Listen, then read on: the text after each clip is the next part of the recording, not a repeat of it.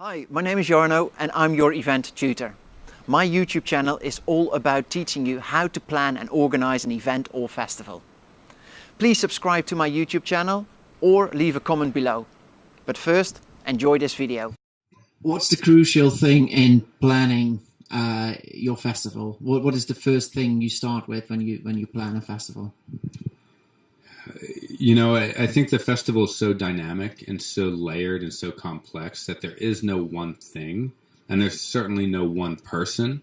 It's a team of people that are always thinking about their departments, their responsibilities, how to make them better, how to do them, So I don't think there's a starting point. Obviously, if you're starting a first-time festival, you really have to kind of wrap your head around all the different areas and elements from your stages, your music, how do you feed people, how do you house people, how do you get people there, how do you get people out. There's a billion things to think about, and it requires a big team and a community and a groupthink process. So I don't think there's a starting point.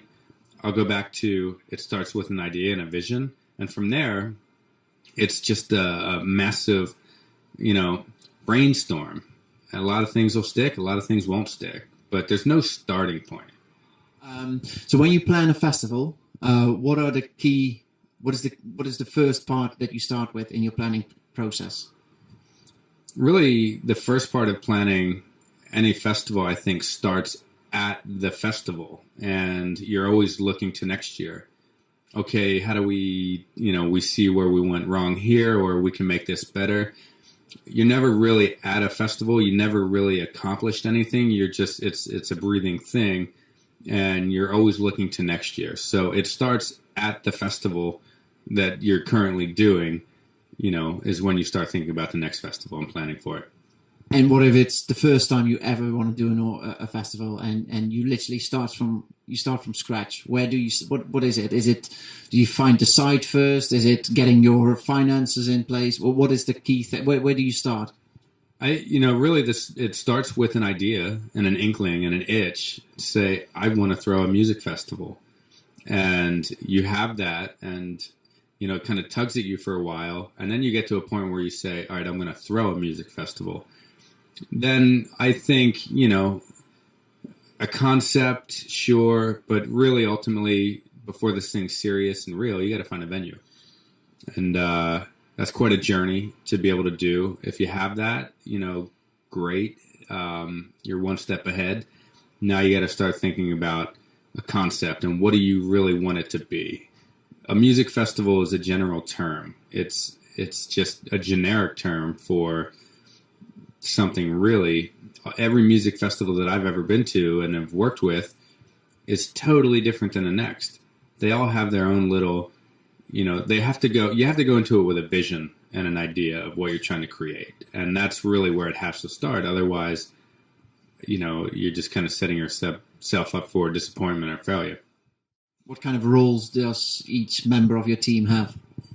The team is so big that there's, everyone has to wear a lot of hats. You have my brother Josh, who is kind of the visionary and the designer and the creator and the true artist that, he looks at the aesthetic of the entire event. And that's his driving force. And he's brilliant at it. You have someone like Jesse who books the lineup and the music. Again, I'll do the operations and the dirty stuff that's not as sexy.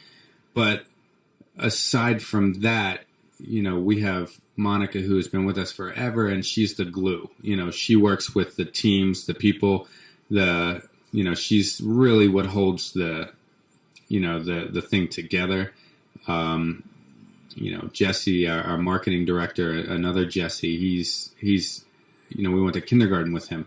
So it's like we have these lifelong bonds with our core members of our team that, so there's a trust there and an ability to just rely on everyone, trust everyone, not have to second guess anyone. And then from there, the team is massive. The core team is in the 20s. And then when we're on site doing it, we're in the hundreds. So the ability to delegate, the ability to lead, it really starts there. And then And with a festival of 17,000 people, so you have your core team, which works on the festival all year, but the week of the festival, how many people are on site, for example? The week of the festival, we're looking high in the hundreds, probably 1,000. When you're looking at all the techs and the stage managers and artist relations and the volunteers and the builders and the caterers, the whole bit, you're 1,000 easy. But like, it's really, I wish I knew the number. I really do. I get asked that a lot. I wish I knew. But the nice thing about what we do, Lightning in a Bottle, it's not just a team, it's a family. And it really is a family. We've done a lot together. We've been through a lot together. A lot of these people have been there since day one. And that's what makes this thing so successful. They have this energy and this bond, and we feel like we're able to conquer anything. And if we have big challenges and problems, we're able to overcome them because we've been through it together already. So, one of the most important components of a festival is your team, and not the team that you're going to put in place every year. You need to build a solid foundation of people, of your family that you can trust to really go into battle with you and do this. Sustainability management, I think, is, like anything else, it's taking an idea and a vision and creating a process for it, implementing it, and ultimately achieving your goal. And to do sustainability at a festival, to try and make a festival sustainable, is hard. It's a lot of work. It's not cheap. It's certainly not cheaper than the alternative, which is just not caring and throwing everything in the bin and taking it all to landfill. So, like anything, you start with an idea, a vision, and you really have to believe in that. You have to want to do it. And then you build the process and the team, and you just make that part of the process to throw the festival. It's just another thing. So for us, it's not we're going out of our way. It's just what we do. And there's shortcuts that we could take for sure, but it's not responsible. Maybe it's cheaper, but it's certainly not responsible, and it's all going to pay off in the long run. So is it more integrated into your whole management philosophy, if you want? It's absolutely integrated into the management. We've kind of instilled this idea whenever you're thinking about something, booking something, hiring something, buying something, building something, throwing something away, what is the impact? And we have a sustainability director that really drives that home with daily meetings at lunch and dinner time, requiring all of our vendors to purchase a certain type of compostable material versus the other plastics and stuff that's just wasteful. And then, you really have to go above and beyond that, and you have to educate the participants, because that's really what you're trying to do is teach people something while they're there. So, and it takes 1,000 people to put a festival on, but you have 20,000 people coming. It's more important that you talk and communicate to the people coming, because they're the ones that are going to have the real impact on the festival, but also when they go home. And, so you're trying to teach them some qualities that they can take home with them and better everyone in the long run, but also in the short term, you're benefiting the festival itself. Can you give some examples of what Lightning in a Bottle does to make the event more sustainable? What is, some 3 examples? 3 examples, easy ones. Our recycling program, we sort every piece of trash and every piece of recycling and every piece of compost. We have giant bins that we fill up at the end of the festival, and we sort everything. And we encourage people to take their waste home with them and do that. The reality is a lot of people leave it behind. We open up the bags and we go through it piece by piece. I've done it countless times. I don't think there's been a year that we've done this festival where myself or my brothers or other key members of our team don't end up in these giant dumpsters at the end of the festival sorting and just tossing things. It happens every year. Another thing that we've done from day one is that we've never had plastic water bottles. We don't sell water at the festival. We give it away for free. We encourage people to buy a receptacle or bring their own, a plastic bottle, a canteen, something like that. And then they can get free water there. So we eliminate a lot of waste just by not having plastic water bottles. We'll use biodiesel in the generators. We require all of our food vendors to purchase and use compostable cutlery and plates. So there's a lot of little things you can do. There's no one catch-all, like this is it. It's a bunch of tiny little initiatives that help better the process and make a festival a little more sustainable. Do you see a change in audience attitudes, if you want, towards sustainable event management? I see a big change in people's attitudes. I think everyone at Lightning in a Bottle sees that change. If someone throws something on the ground, anyone that sees them throw that on the ground is going to go up and be like, hey, you can't throw that on the ground here. You know, you can go throw it over there or here, let me take it for you, but don't throw it on the ground. You know, we have everyone that's educating people for us. It's instilled in the culture and the community. And it's a leave no trace, leave it better, leave it beautiful kind of mentality now. And everyone knows that. Not everyone knows that. The goal is to get everyone to know that. But we have ambassadors, the people that have been before and that really study up on the website, stuff like that. They're out there helping make our lives easier by educating everyone around them. And it's a really special thing to see because that's taken a long time to achieve. And we still have a long way to go. But it's a fun process for us, and getting to see the results firsthand is really cool.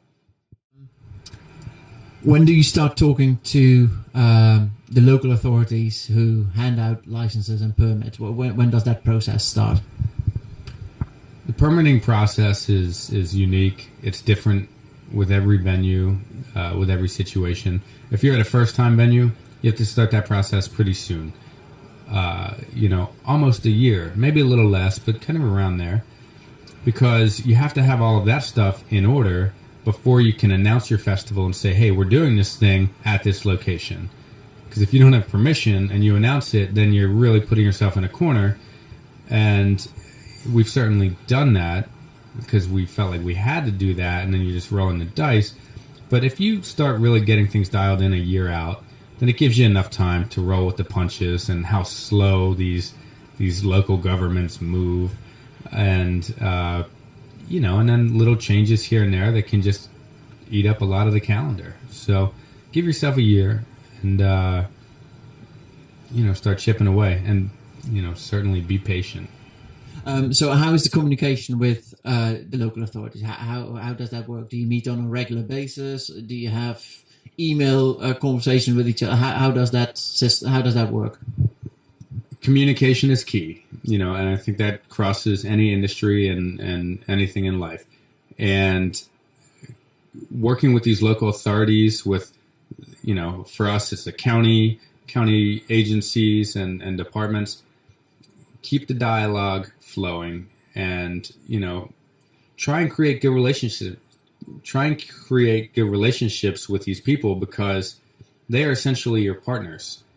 Whether it's the sheriff's department or the park owners or the fire department, you can't do your event without them. And you have to work together and create one unified team. So you have to treat them like you would any of your staff or your immediate team as a partner in this project, because you all rely on each other for the success of the event. I know a lot of people get frustrated with the process. A lot of people get frustrated with law enforcement. And there's a lot of hoops to jump through. But at the end of the day, you still are on the same team, and you need them more than they need you. So you really have to keep that communication open, create a trust, create a bond as best you can. Sometimes it's really hard to do. But I think that's definitely a recipe for success when you're trying to do such big projects like this. Ultimately, any venue, any agency, any county or group that is going to be giving you permission to do such a large event, big or small, they want to see some plans. They want to know what your medical plans are, what your security plans are, your event, your access, your, or ingress and egress. And there's a lot of planning involved. I think actually they help make it easier to produce an event because they're going to introduce things to you that you didn't even think about. Why do I have to worry about a medical plan? That's probably a dumb one, but they're going to bring things up that they require that you didn't quite think of, and you're like, good to know. Now I got to develop a plan for this. And when you develop that plan, now you have a plan. If something goes wrong, you have a plan. So there's a lot required. It's all good stuff. Sometimes they ask some things of you that are a little silly and a little over the top. But ultimately, across the board, every department is going to look for some sort of plan and put something on paper. And at the end of the day, it benefits you. When you talk about production, when does production start for a festival of, the size of Lightning in a Bottle, 17,000 people? How many? When do you start? Is it a year up front, or as soon as the previous one has finished, or do you take a month off or 2 months? Or how does it work? Well, again, you start the process for next year during the festival the year prior. Now, that's ideas, that's jotting down notes, that's figuring out what works and what doesn't work. And then you take some time off, you let everyone breathe. You then reach out shortly after, not long after, and you get everyone's feedback. You require everyone to submit their feedback so that you have now a solid foundation to move forward. Everyone always knows what's going wrong in real time. We make sure people write that down and log that so that then when we say, hey, what worked, what didn't, we know. So that process starts then. And then you definitely have some time off. Everyone gets to relax. Everyone gets to go off and do their other things or start other projects. And, let's say 6, 7, 8 months out, you're starting to make the phone calls and say, hey, let's start looking at last year again and putting the puzzle together. And then the closer you get, you start to get your hands a little more dirty. On-site wise, we'll start our production on-site maybe 12 days prior to the festival. You have a small window of time where you got to build this thing, get it up and running, and then you have an even smaller amount of time to tear it down and get out of there. Thanks for watching this video. I hope you enjoyed it. My name is Jarno, your event tutor. Please subscribe to my YouTube channel and do check out my other videos. See you next time.